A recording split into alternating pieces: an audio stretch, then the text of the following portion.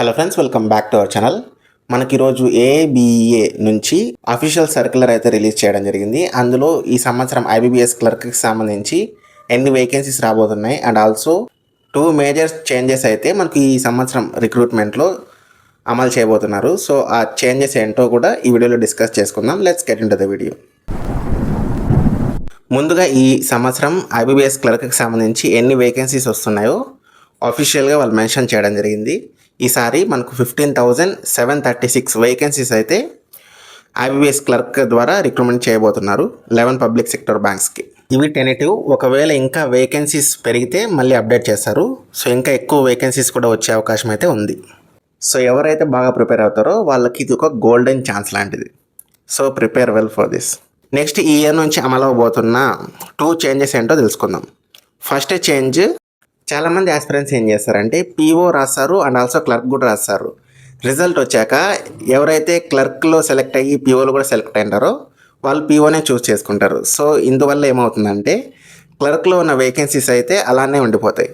So దీనివల్ల clerk vacancies fill అవ్వకుండా అలానే మిగిలిపోతాయి కదా. దీనికి ఒక సొల్యూషన్గా ఏం తీసుకొచ్చారంటే ఈ సంవత్సరం నుంచి ఐబీబీఎస్ ముందుగా పీఓ రిజల్ట్స్ని అయితే ఫైనలైజ్ చేస్తుంది. ఆ తర్వాత మాత్రమే క్లర్క్కి సంబంధించి ఫైనల్ రిజల్ట్స్ని అయితే రిలీజ్ చేయడం జరుగుతుంది.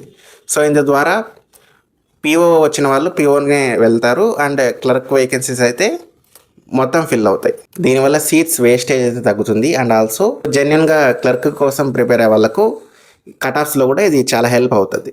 సెకండ్ చేంజ్ ఏంటంటే లాంగ్వేజ్ ప్రొఫిషియన్సీ టెస్ట్లో ఇంతకుముందు ఏం చేసేవాళ్ళంటే మీకు అలాట్ అయిన బ్యాంక్ వాళ్ళే మీకు లాంగ్వేజ్ ప్రొఫిషియన్సీ టెస్ట్ అయితే కండక్ట్ చేసేవారు. సో అందులో ఫెయిల్ అయిన వాళ్ళకి జాబ్ ఇచ్చేవాళ్ళు కాదు. సో దానివల్ల వేకెన్సీస్ అయితే మిగిలిపోయేవి.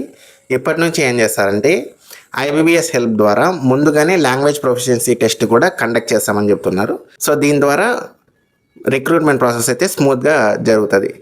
అంతేకాదు రాబోయే 1 నుండి 2 సంవత్సరాల్లో అప్లై చేసినప్పుడే మీ 10th class marks memo or language proficiency సర్టిఫికేట్ని అయితే సబ్మిట్ చేయమని అడుగుతారు. ముందుగానే మీకు లాంగ్వేజ్ వచ్చని ఒక ఐడియా అయితే వాళ్ళకి వస్తుంది అండ్ మీ సెలెక్షన్ ప్రాసెస్ అయితే స్మూత్గా జరుగుతుంది.